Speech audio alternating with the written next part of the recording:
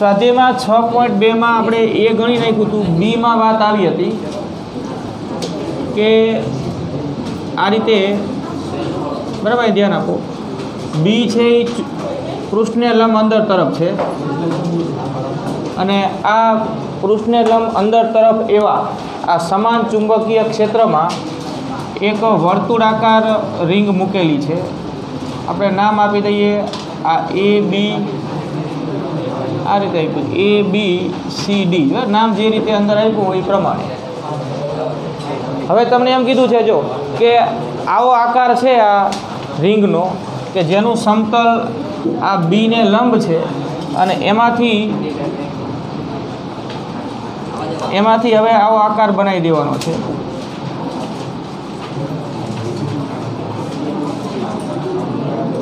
જો આ જે છે ને આ બી છેડાને આમ ખેંચવાનું, ડીને આમ ખેંચો, આ સીને આ બાજુ અંદર તરફ અને આને અંદર તરફ, બરાબર. જો આ રીતે અહીં ધ્યાન આપો, આમ ડીને આ તરફ, એ અને સીને આમ અંદર તરફ આમ કરો એટલે હવે એનો આકાર છે એ આવો થઈ જાય છે. આ રીતે આકાર થઈ જાય. હવે નામ આપી દો આ B dash, A dash, D dash અને સી ડેશ. તો પ્રશ્ન છે કે આ જે આકારની રિંગ બની હવે એમાં પ્રવાહની દિશા કઈ, પ્રેરિત પ્રવાહની દિશા કઈ લેન્ઝના નિયમ અનુસાર? તો લેન્ઝના નિયમ અનુસાર પ્રેરિત પ્રવાહ એવી દિશામાં જ મળે કે જેથી એ પ્રવાહને કારણે જે ચુંબકીય ક્ષેત્ર ઉદ્ભવે, પ્રેરિત પ્રવાહને કારણે એની સાથે સંકળાયેલા ચુંબકીય ફ્લક્સમાં થતા ફેરફારનો વિરોધ કરે. હવે ફેરફારના વિરોધનો અર્થ એવો થાય કે જો ફ્લક્સમાં વધારો થયો હોય તો વધારાનો વિરોધ એટલે જે બાજુ ક્ષેત્ર લાગુ પડ્યું હોય ને એની પર બાહ્ય ક્ષેત્ર, એની વિરુદ્ધ ક્ષેત્ર એ ઉત્પન્ન કરે, એ વધારાનો વિરોધ કહેવાય. અને ઘટાડાનો વિરોધ જો થાય તો જે બાજુ ક્ષેત્ર એની પર બહારથી લાગુ પડ્યું છે એ દિશામાં જ પ્રેરિત કરે, એ ઘટાડાનો વિરોધ કહેવાય. તો હવે અહીંયા શું થશે જો, તો કે અહીંયા વર્તુળાકાર હતો પહેલાં અને વર્તુળાકાર વડે ઘેરાતું ક્ષેત્રફળ મહત્તમ હોય, ફાઈ બરાબર એ બી કોસ થીટા પ્રમાણે એની સાથે ફ્લક્સ સંકળાયેલું હોય. હવે તમે આવા આકારમાંથી આવો આકાર બનાવો એટલે ક્ષેત્રફળમાં શું થયો? ઘટાડો. ક્ષેત્રફળ ઘટે એટલે ફ્લક્સમાં શું થયો? ઘટાડો. ફ્લક્સમાં ઘટાડો થયો એટલે એમાં પ્રવાહ પ્રેરિત થાય જે લેન્ઝના નિયમનું પાલન કરે, જે ફ્લક્સમાં થતા ઘટાડાનો વિરોધ કરે. ફ્લક્સમાં થતા ઘટાડાનો વિરોધ કરે એવી દિશામાં આમાં પ્રવાહ પ્રેરિત થાય. તો ઘટાડાનો વિરોધ કરે એવી દિશાનો અર્થ શું? તો કે એની પર જે ક્ષેત્ર બહારથી લાગુ પડ્યું એ જે દિશામાં છે એ જ દિશામાં એ શું ઉત્પન્ન કરશે? ચુંબકીય ક્ષેત્ર. એવું હોય ને તો એક બે વાક્ય લખી રાખું, હું લખાવું તમને જો સાહેબ લખો. એ આમાં નહીં, આમાંને અલગથી લખજો. આનો જવાબ તો પછી લખીએ આપણે, પણ બે વાક્યો લખી રાખો. આ વધારાનો વિરોધ કે ઘટાડાના વિરોધનો અર્થ શું થાય એમ ચુંબકીય ક્ષેત્રના સંદર્ભમાં. તો લખો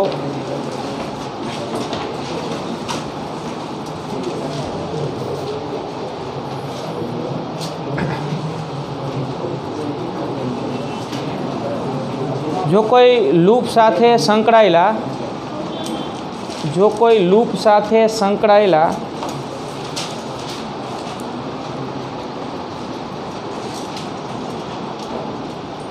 ચુંબકીય ફ્લક્સમાં વધારો થાય, જો કોઈ લૂપ સાથે સંકળાયેલા ચુંબકીય ફ્લક્સમાં વધારો થાય તો પ્રેરિત ચુંબકીય ક્ષેત્ર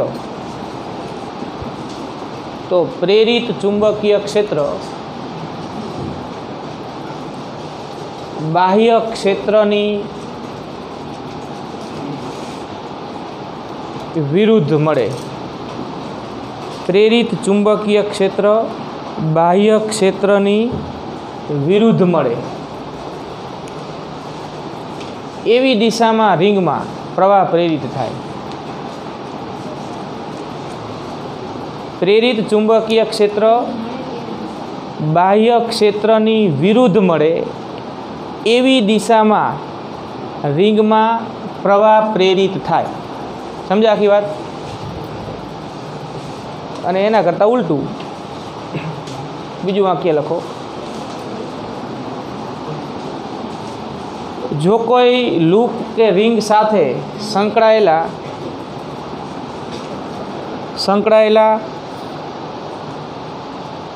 ચુંબકીય ફ્લક્સમાં ઘટાડો થાય,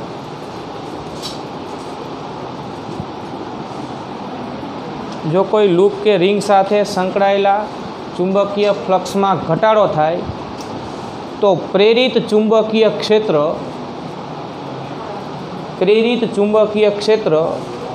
બાહ્ય ક્ષેત્રની દિશામાં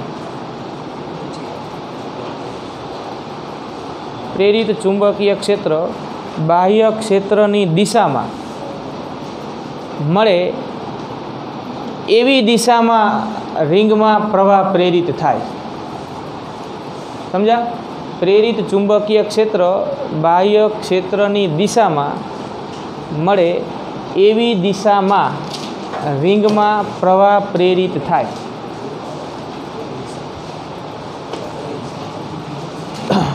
તો અહીંયા ફ્લક્સમાં વધારો થયો ઘટાડો થયો પહેલાં એ નક્કી કરો. ફ્લક્સમાં વધારો ઘટાડો નક્કી કરવા માટે આ સૂત્ર વિચારવું પડે. આવા આકારમાંથી આવો આકાર બન્યો તો ક્ષેત્રફળ વધ્યું ઘટ્યું. કેમ કે હવે તમને ખબર છે કે સૌથી વધારે ક્ષેત્રફળ કેવા આકાર માટે હોય? વર્તુળ આકાર. અહીંયા રિંગની લંબાઈમાં કોઈ વધારો નથી થતો. રિંગની કુલ લંબાઈ તો એટલી જ છે, ખાલી આકાર બદલો તમે.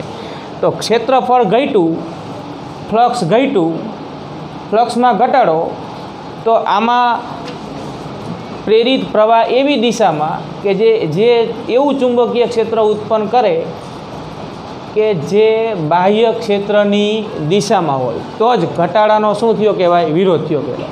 આ તમે લખ્યું જો, ઘટાડાનો વિરોધ એટલે જે બાજુ લગાડેલું હોય ને એ દિશામાં જ પ્રેરણ થાય, અને વધારાનો વિરોધ એટલે જે બાજુ લગાડેલું હોય એની વિરુદ્ધ દિશામાં પ્રેરણ થાય ચુંબકીય ક્ષેત્રનું. તો હવે આમાં એ હકીકત પ્રમાણે પ્રવાહની દિશા કઈ જણાવીશું કે જેથી અહીંયા લેન્ઝના નિયમનું પાલન થાય?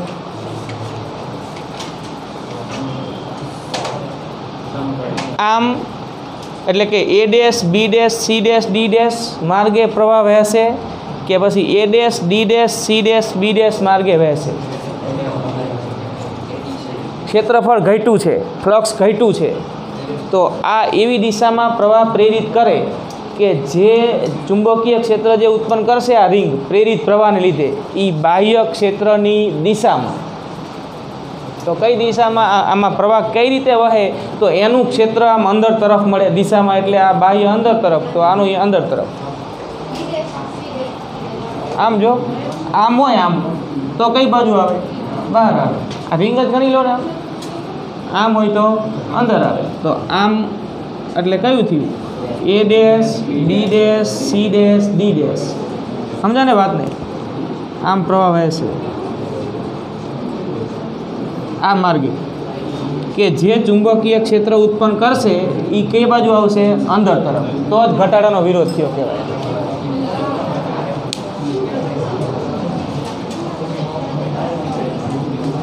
ક્ષેત્રફળ ઘટે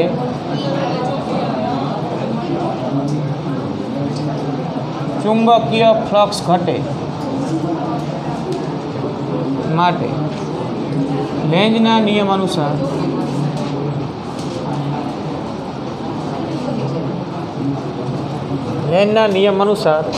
પ્રેરિત પ્રવાહ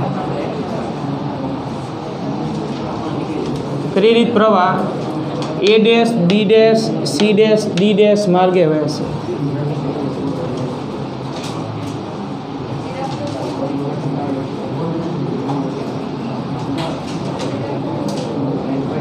પછી જે તે આકૃતિમાં જે નામ આપ્યો એ પ્રમાણે આપણે કદાચ બુકમાં નામના અહીંયા નામ કદાચ ફેરફાર થઈ ગયો હોય તો અહીંયા પ્રમાણે આપણે અહીંયા લખ્યું છે.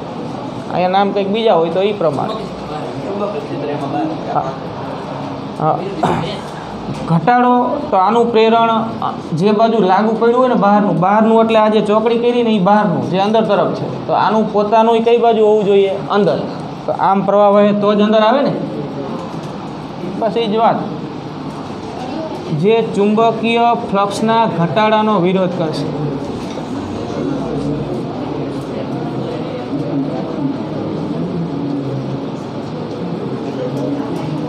બરાબર છે. તો લેન્ઝના નિયમમાં આટલી હકીકત ધ્યાનમાં રાખજો. હવે આગળ જોઈએ. જો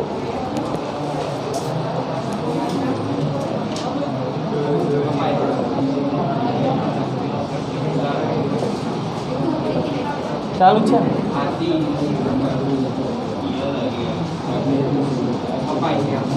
આ કપાય છે અહીંયા સુધી આટલું જ આવે. હા,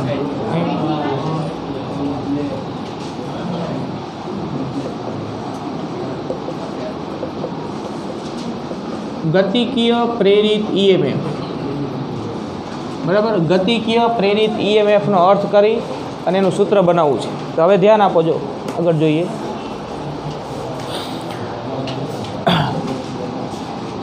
આ રીતે એક વિસ્તારમાં સમાન ચુંબકીય ક્ષેત્ર બી અંદર તરફ લાગુ પડેલું છે. બરાબર. તો બોર્ડને લંબ અંદર તરફ. હવે સમાન ચુંબકીય ક્ષેત્ર બી અંદર તરફ છે અને એમાં એક આવો વાહક તાર, આવા યુ આકારનો વાહક તાર એવી રીતે મૂક્યો છે કે જેથી એનું સમતલ બીને કેવું રહે? લંબ. એટલે બી અંદર તરફ છે અને આ જે યુ આકારનો વાહક સળિયો છે એ બોર્ડના સમતલ પર જ છે. હવે યુ આકારના વાહક પર અન્ય એક સળિયો પી ક્યુ મૂકી દેવામાં આવે છે. આ પી ક્યુ. અને આ સળિયો આમ જોઈન્ટ નથી કર્યું આની સાથે આમ. બરાબર. એ અહીંયા આમ ભ્રમણ કરી શકે એ રીતે મુક્ત છે. ટૂંકમાં તમે પી ક્યુ સળિયાને આ યુ આકારના વાહક સળિયા પર આમે ગતિ કરાવી શકો અને આમે ગતિ કરાવી શકો. બરાબર. મૂવેબલ છે. આ ગોઠવણી છે કે ચુંબકીય ક્ષેત્ર બી પૃષ્ઠને લંબ અંદર તરફ એક યુ આકારનો વાહક સળિયો અને એની ઉપર એક સળિયો પી ક્યુ, અને જેથી બનતી આ લૂપ કે જેનું આ સમતલ એ ચુંબકીય ક્ષેત્રને કેવું? લંબ. બરાબર. કોઈ લૂપનું પૃષ્ઠ કે એનું સમતલ ચુંબકીય ક્ષેત્રને લંબ છે આ રીતે તમને કહી દીધું હોય તો એનો અર્થ એવો થઈ જાય કે આ લૂપના ક્ષેત્રફળ સદિશ અને ચુંબકીય ક્ષેત્રના સદિશ વચ્ચેનો ખૂણો થીટા બરાબર કેટલો લેવાનો? 0. આ ગોઠવણી આવી છે. બરાબર. આ પી ક્યુ આર એસ એવું નામ આપી દઈએ. પી ક્યુ આર એસ.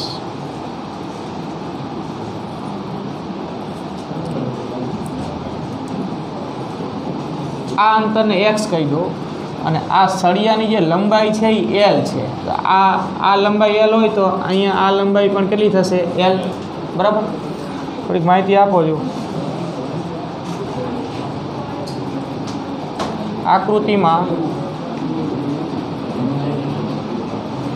સમાન ચુંબકીય ક્ષેત્ર બી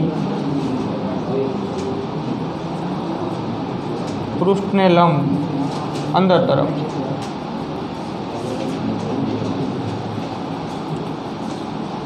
લૂપ અથવા તો ગૂંચળું. બરાબર. આ લૂપ જો પી ક્યુ આર એસ એક લૂપ બની ગઈ. એ લૂપનું સમતલ ચુંબકીય ક્ષેત્રને લંબ છે.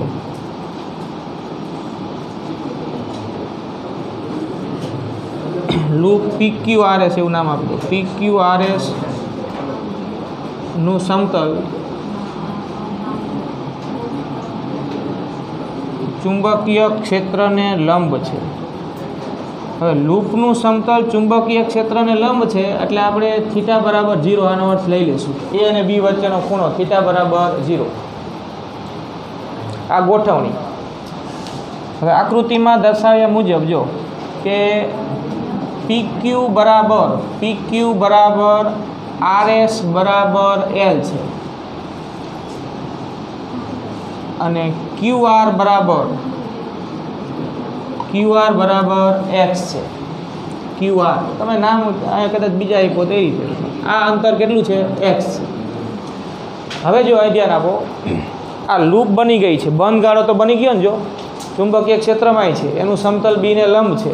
તો આ સ્થિતિમાં એની સાથે ફ્લક્સ કેટલું સંકળાશે? તો કે ફાઈ બરાબર એ બી. थीटा बराबर तो 0 है तो फाई बराबर ए बी। बी एटले आ लागू पाड़ेलू चुंबकीय क्षेत्र, ए एटले आ लूपनु क्षेत्रफळ। जो आ परिस्थिति स्थिर होय आम नाम राखो तमे तो शू आ लूप में कोई प्रवाह प्रेरित थशे तो कि नहीं थाय बराबर, केम के चुंबकीय फ्लक्स संकळाय छे आटलू पण एमां कंई फेरफार थतो नथी। आपणे आ लूप में प्रवाह प्रेरित करवो होय के ईएमएफ प्रेरित करवू होय तो एवुं कंईक करवू पड़े कि जेथी करीने लूप साथे संकळायेला चुंबकीय फ्लक्स में फेरफार थाय। तो हवे एवुं करवा माटे अहींया आ सळियो पी क्यू छे ए मूवेबल ज राख्यो छे, एने तमे आम तेम खसेड़ी शको छो। जो हवे आ सळिया पी क्यू ने तमे અહીં ધ્યાન આપો કે આમ વી વેગથી ગતિમાં લાવો આમ તો આ લૂપ પી ક્યુ આર એસનું ક્ષેત્રફળ વધશે કે ઘટશે? ઘટશે। ક્ષેત્રફળ ઘટશે તો આ લૂપ પી ક્યુ આર એસ સાથે સંકળાયેલું ચુંબકીય ફ્લક્સ વધશે કે ઘટશે? ઘટશે। फेरफार थयो, फेरफार थाय एटले आ लूप में प्रवाह प्रेरित थाय अने सळिया पी क्यू ना बे छेड़ा वच्चे ईएमएफ प्रेरित थाय। बस ई ज बात। ई जे ईएमएफ प्रेरित थशे ई सूत्र बनावुं छे सळियाना वेगना स्वरूपमां। बाकी मूळ नियम तो फेरेडेनो नियम ज, एटले ई जे मूळ सूत्र छे d∅/dt एनुं ज अन्य स्वरूप तमारे बनाववानुं छे। पण आवी गोठवणीमां आ सळिया पी क्यू ना वेगना स्वरूप में बराबर खाली 2-3 स्टेप में ई सूत्र बनी जाए। जो अहीं ध्यान आपो।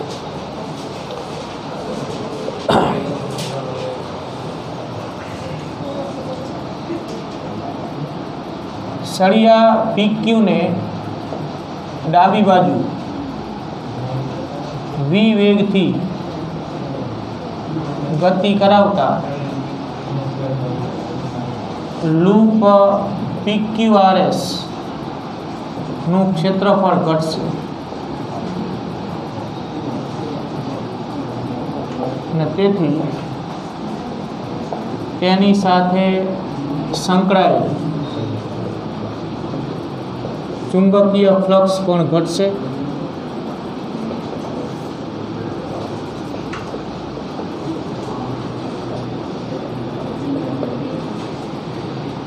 અને માટે ફેરેડેના નિયમ અનુસાર ફેરેડેના નિયમ મુજબ ईएमएफ प्रेरित थशे। ईएमएफ प्रेरित थशे तो फेरेडेना नियम अनुसार प्रेरित ईएमएफ मूळ सूत्र ज मूकवानुं पहेला d∅/dt d∅/dt। हवे फाई बराबर ए बी थीटा बराबर 0 एटले फाई बराबर ए बी। हवे ज्यां ए एटले लूपनुं क्षेत्रफळ तो लूपनुं क्षेत्रफळ अहींया एक्स अने एल ना स्वरूपमां लखीए तो एल गुणिया एक्स थाय लंबाई गुणिया पહોળાઈ। ज्यां ए बराबर एल एक्स ए बराबर एल एक्स तो ए नी जग्याए एल एक्स मूकी दो।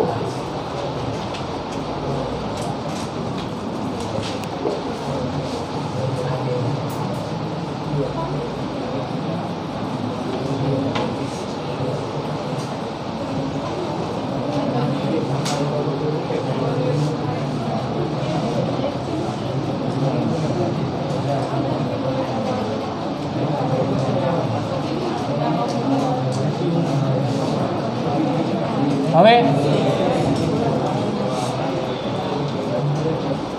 एल एक्स बी बी अचल एल अचल वेरिएबल पद क्यू है एक्स बराबर एटले एक्स ज अंदर रहेशे ने विकलन में बीजा बे ने बार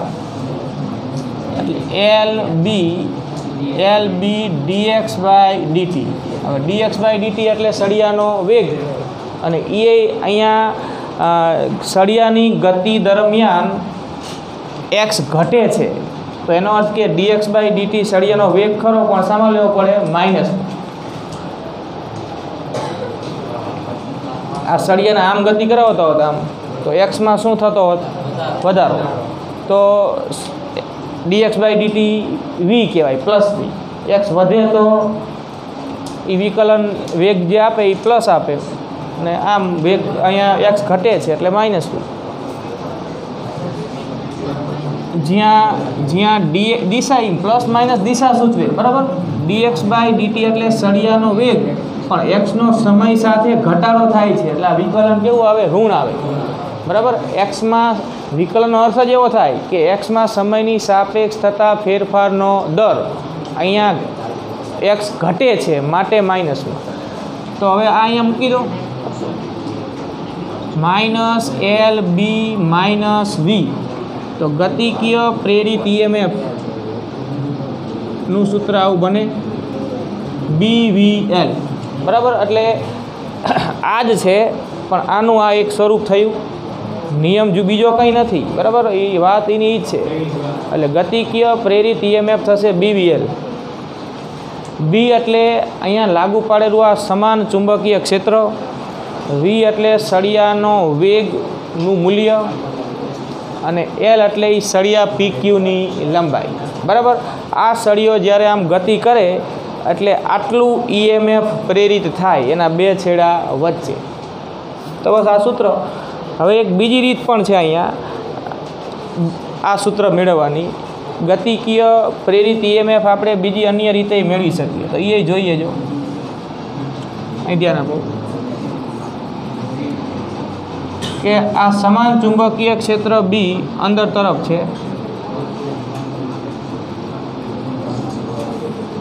હવે જો અહીંયા આપણે આવો એક યુ આકારનો તાર લીધો હતો અને એની ઉપર સળિયો PQ મૂક્યો હતો અને ગતિ કરાવતા હતા.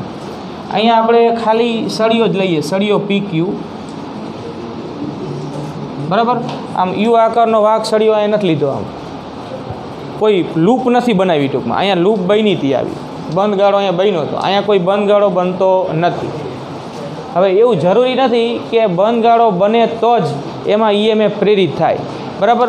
અહીંયા એકલો સળિયો PQ છે કે જેની લંબાઈ L છે, એને તમે આ રીતે ચુંબકીય ક્ષેત્રને લંબ ગોઠવી અને એને બીને લંબ ગતિ કરાવો તો એના બે છેડા વચ્ચે EMF પ્રેરિત થશે. એ કયા અર્થમાં થશે આપણે સમજી શકીએ. જો અહીં ધ્યાન આપો, આ સળિયાની લંબાઈ L છે, આ રીતે સળિયો ગોઠવો છે, બી અંદર તરફ છે, બરાબર. દિશાઓ વિચારો તો આ રીતે છે. જો બીની દિશા બોર્ડને લંબ અંદર, આ સળિયો છે, સળિયાની આ લંબાઈ L, તો બી અને L પરસ્પર લંબ થયા. હવે આ સળિયાને આમ ગતિમાં લાવવાનો છે. સળિયાને આ દિશામાં v જેટલો વેગ આપો આમ, એટલે આ ત્રીજી રાશિ સળિયાનો વેગ, ત્રણેય પરસ્પર લંબ થશે. જો ચુંબકીય ક્ષેત્રની દિશા પૃષ્ઠને લંબ અંદર, સળિયાની લંબાઈ અને આ સળિયાનો વેગ, તો v, b અને L ત્રણેય પરસ્પર કેવા છે? લંબ છે. હવે જેવો સળિયો આ રીતે ગતિમાં આવશે, વાહક સળિયો છે એટલે સળિયાની અંદર મુક્ત ઇલેક્ટ્રોન છે વિદ્યુતભાર તરીકે. સળિયો ગતિ કરે એટલે સળિયાની અંદર રહેલા મુક્ત ઇલેક્ટ્રોન પણ સળિયાની સાથે સાથે ગતિ કરે. હવે આપણે એવું જાણીએ છીએ કે જ્યારે કોઈ વિદ્યુતભારિત કણ ચુંબકીય ક્ષેત્રમાં ગતિ કરે એટલે એની ઉપર ચુંબકીય બળ લાગે, F બરાબર QV × B અનુસાર. તો અહીંયા એ સળિયાની અંદર રહેલા ઇલેક્ટ્રોન કે જેનો વીજભાર Q કહી દઈએ આપણે, સળિયો ગતિ કરશે એટલે એ ગતિ કરવાના એની અંદરના. આખો સળિયો ચુંબકીય ક્ષેત્રમાં છે તો એની અંદરના ઇલેક્ટ્રોન પણ ક્યાં ગણાય? ચુંબકીય ક્ષેત્રમાં. સળિયાની સાથે સાથે સળિયાની અંદર રહેલા Q વીજભાર ધરાવતા ઇલેક્ટ્રોન પણ V વેગથી ગતિ કરશે. તો V વેગથી ચુંબકીય ક્ષેત્રમાં વિદ્યુતભાર Qની ગતિ થાય તો એની પર ચુંબકીય બળ લાગે. એ બળ કેટલું અને કઈ દિશામાં લાગશે એ દિશા આપણે વિચારીએ.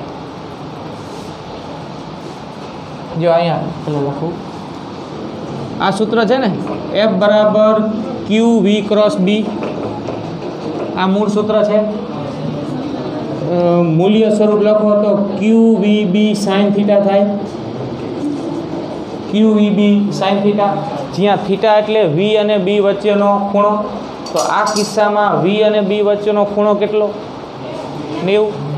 લંબ છે ને ત્રણેય, તો અહીંયા બળનું મૂલ્ય થશે QVB। એટલે વાત એવી થઈ કે એ સળિયાની અંદર રહેલા Q વીજભાર ધરાવતા ઇલેક્ટ્રોન પર આટલા મૂલ્યનું બળ લાગશે।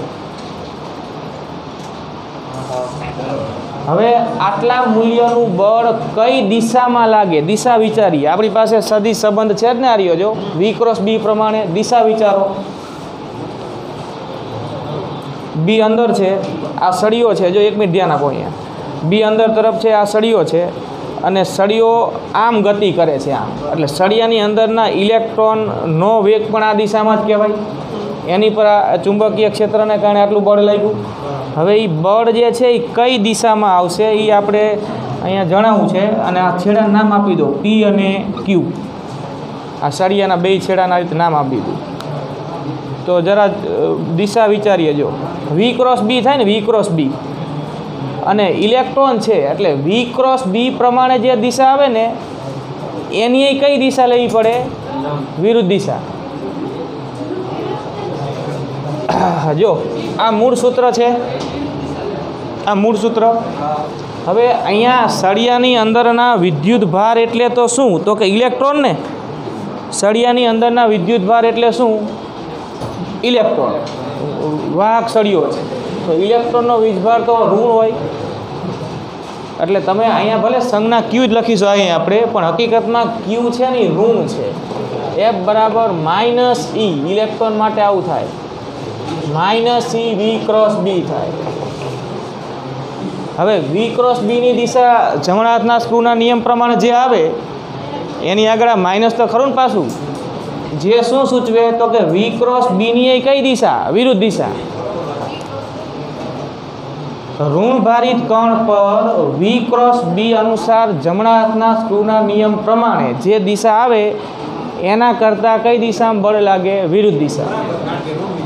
ઋણ ભાર છે, ધન ભાર હોય તો V × B ની દિશામાં હોય, ઋણ ભાર હોય તો V × B ની વિરુદ્ધ દિશામાં હોય। તો ચેક કરો, જો અહીં ધ્યાન આપો।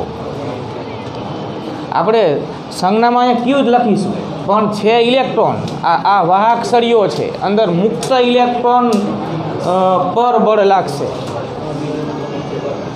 જો તમે જો ધ્યાન આપો, આ વાહક છે, વાહક, તો વાહકનો અર્થ શું થાય તો કે વાહકની અંદર મુક્ત ઇલેક્ટ્રોન આવેલા હોય જે આમ તેમ અસ્તવ્યસ્ત ગતિ કરતા હોય, જ્યાં સુધી એની પર કોઈ બળ ન લાગે ત્યાં સુધી આખા વાહકમાં દરેક ભાગમાં એનું પ્રમાણ કેવું હોય, સરખું હોય, સંપૂર્ણ અસ્તવ્યસ્ત ગતિ હોય।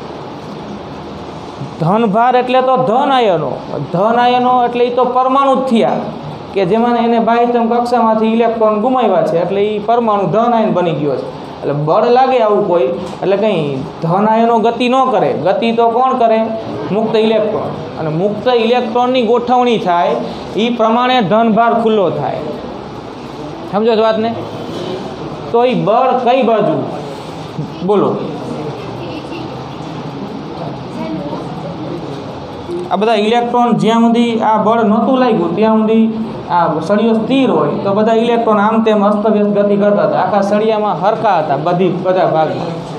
હવે આવું થાય ને, જો અહીં ધ્યાન આપો, આ V, એક જ મિનિટ જુઓ, આ V, આ B, આ જમણા હાથનો સ્ક્રૂ અહીંયા V × B કઈ બાજુ ફરશે, વિષમ ઘડી એટલે આમ આવે, એની વિરુદ્ધ એટલે આમ આવે, આમ એટલે આ P ને આ Q કઈ બાજુ બળ લાગશે, Q તરફ, P થી Q। એટલે ઇલેક્ટ્રોન ક્યાં ભેગા થાય તો કે Q છેડે। જેમ જેમ સળિયો ગતિ કરતો જાય તેમ તેમ આ બધા ઇલેક્ટ્રોન સળિયાની અંદર જ છે અને આમ બળ અનુભવે। એટલે સળિયાની ગતિ દરમિયાન ઇલેક્ટ્રોન પર P થી Q બળ લાગે અને Q પાસે ઇલેક્ટ્રોનનું પ્રમાણ વધતું જાય। જે બાજુ ઇલેક્ટ્રોનનું પ્રમાણ વધે એની સામેના ભાગમાં ધનભાર ખુલ્લો થયો એવું કહેવાય। ધનભાર કંઈ ગતિ કરીને અહીંથી અહીંયા ન જાય, બરાબર, ઇલેક્ટ્રોન જ જાય। જે બાજુ ઇલેક્ટ્રોનનું પ્રમાણ વધી જાય તો એની સામેના ભાગમાં ધનભાર ખુલ્લો થયો એમ કહેવાય। તો અહીંયા આ P છેડા પર ધનભાર ખુલ્લો થયો કહેવાય। તો સળિયો જ્યાં સુધી V વેગથી ગતિ ચાલુ રાખશે ત્યાં સુધી આ ઇલેક્ટ્રોન પર આટલા મૂલ્યનું બળ લાગ્યા કરશે। અને ઇલેક્ટ્રોન આ બળની અસર હેઠળ પી થી ક્યુ તરફ ગતિ કરી અને ક્યુ છેડા પાસે એનું પ્રમાણ વધતું જશે. ક્યુ છેડો ગતિ દરમિયાન ઋણભારિત થશે, સામેનો પી છેડો ગતિ દરમિયાન ધનભારિત થશે.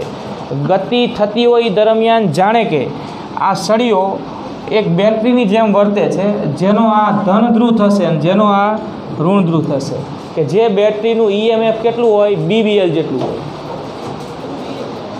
બરાબર, એ આપણે સાબિત કરી શકીએ. જો એ સૂત્ર બની જાય આના પરથી, આટલું તમે જાણતા હોય તો સમજી આખી વાત અહીંયા સુધી. હવે આપણે આ સળિયાના બે છેડા વચ્ચે મળતું EMF BBL જેટલું જ હોય છે એવું મેળવવું છે. ગતિકીય પ્રેરિત EMF કહેવાય. આ સળિયાની ગતિને કારણે ઉદ્ભવે છે, જે આટલું હોય. આ સ્થિતિમાં તો મેળવું અને અહીંયા મેળવીએ, સૂત્ર આ જ આવશે. એટલે એ માહિતી આપીએ જો, અને સૂત્ર બનાવી દઈએ. આઈડિયા નાખો 1 મિનિટ.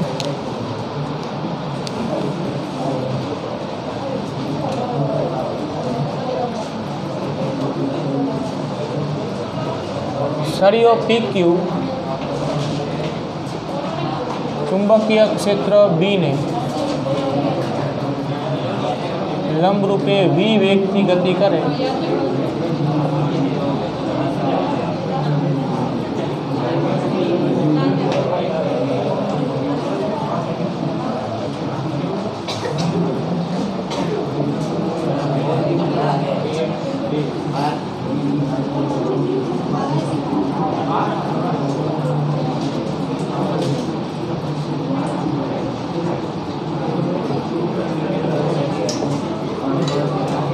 બરાબર, ચુંબકીય બળ લાગે અને આ બળની અસર હેઠળ સળિયાની અંદર રહેલા ઇલેક્ટ્રોને કેટલું અંતર કાપ્યું કહેવાય, તો કે સળિયાની લંબાઈ જેટલું. ધારો કે સળિયાની લંબાઈ L છે, આ સળિયાની લંબાઈ કેટલી છે, L છે. તો સળિયોની લંબાઈ L હોય તો અંદરના ઇલેક્ટ્રોને આ બળની અસર હેઠળ P થી Q સુધીનું અંતર કાપ્યું એવું ગણવાનું, સળિયાની લંબાઈ જેટલું. તો સ્થાનાંતર કે અંતર L થશે. આ બળ વડે સળિયામાં વિદ્યુત ભાર, અહીંયા વિદ્યુત ભારનો અર્થ ઇલેક્ટ્રોન જ થાય. બરાબર, વિદ્યુત ભાર Q P થી Q સુધી L અંતર કાપે. બરાબર, તો હવે જો મૂળ સૂત્ર કાર્યનું, પહેલાં કાર્ય બરાબર બળ ગુણ્યા સ્થાનાંતર કે અંતર. તો અહીંયા ઇલેક્ટ્રોન પર કાર્ય કેટલું થાય, તો કે બળ લાગ્યું QVB, સ્થાનાંતર થયું L, એટલે QVBL એટલું કાર્ય થયું આ ગતિ દરમિયાન ઇલેક્ટ્રોન પર કે વિદ્યુત ભાર પર. અને હવે કાર્ય પરથી EMFની મૂળ વ્યાખ્યા યાદ કરવાની. EMF એટલે કાર્ય છેદમાં વિદ્યુત ભાર, એકમ વિદ્યુત ભાર દીઠ કાર્ય, એને જ EMF કહેવાય. એટલે સળિયામાં પ્રેરિત EMF એપ્સિલોન બરાબર કાર્ય છેદમાં વિદ્યુત ભાર. તો કાર્ય થયું QVBL અને છેદમાં Q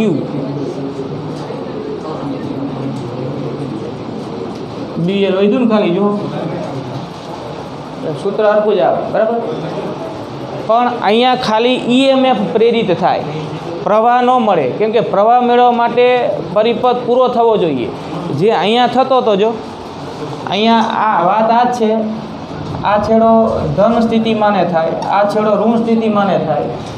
જ્યાં સુધી સળિયો આ યુ આકારના વાહક સળિયાના સંપર્કમાં રહીને ગતિ કરે ત્યાં સુધી આ પરિપથ પૂરો થયેલો રહે છે. પરિપથ પૂરો થયેલો રહે તો આ પરિપથમાં પ્રવાહ વહે, કઈ બાજુ વહે છે, આ ધન ધ્રુવ, નારીઓ આ ઋણ ધ્રુવ, એટલે રૈવાજિક પ્રવાહ આમ વહે છે. અને સળિયામાં પ્રવાહ કઈ બાજુ વહે છે, સળિયામાં Q થી P, રૈવાજિક રીતે. ઇલેક્ટ્રોન પર બળ લાગ્યું P થી Q, પ્રવાહ એની કઈ બાજુ હોય, વિરુદ્ધ. હવે અહીંથી પાછો આના પછીનો પ્રશ્ન અહીંથી આગળ વધશે, બરાબર? અહીંથી ચાલો લખી રાખો.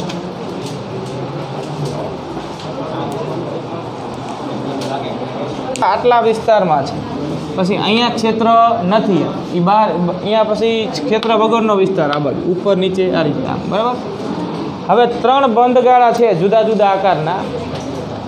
આ એક લંબચોરસ છે અને A B C D આ રીતે નામ આપ્યા શિરોબિંદુના. અને આ પહેલાં ચુંબકીય ક્ષેત્રની બહાર હતું અને હવે આમ ગતિ કરતું કરતું ચુંબકીય ક્ષેત્રમાં આવે છે. અને આવે ત્યારે પણ એનું સમતલ તો બીને લંબ જ છે. તો આ લૂપ આમ બહારથી ચુંબકીય ક્ષેત્રવાળા વિસ્તારમાં આવે એટલે એના ફ્લક્સમાં શું થાય? વધારો.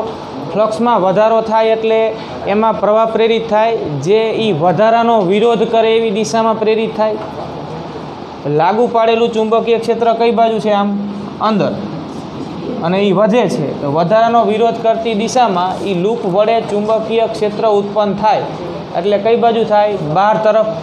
લખ્યું ને તમે જો, વધારાનો વિરોધ કરવો એનો અર્થ કે લાગુ પાડ્યું હોય ને એની વિરુદ્ધ પ્રેરણ થાય. તો એ પ્રમાણે આમાં પ્રવાહ કઈ બાજુ પ્રેરિત થશે કે એનું ચુંબકીય ક્ષેત્ર બહાર આવે. એક રિંગની જેમ તમે દરેક વખતે આ રીતે નક્કી કરી શકો. A B C D A. સમજો ને વાત? આ એનો જવાબ બસ આટલું જ પૂછ્યું હતું આપણે. આર્યું પણ આ છે ને, આ બહારથી અંદર આવ્યું અને આ બી વાળા વિસ્તારમાંથી બહાર જાય છે.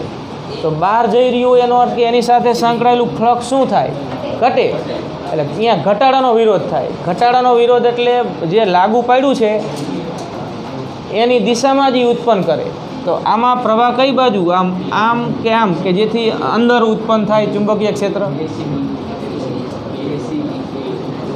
અંદર એટલે આમ હશે ને, આમ A C B A. એ 2 વાક્યો તમને લખાવ્યા જો, એ શરૂઆતમાં લખ્યા ને એના પરથી જ આ જવાબ આપવાના છે. સમજો છો ને? હવે આમાં આ બહાર જઈ રહ્યું છે.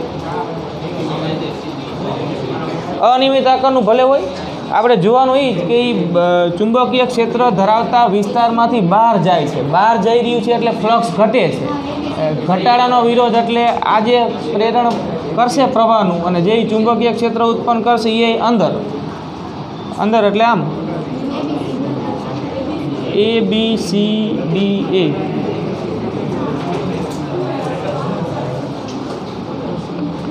અહીંયા થાય ફ્લક્સના વધારાનો વિરોધ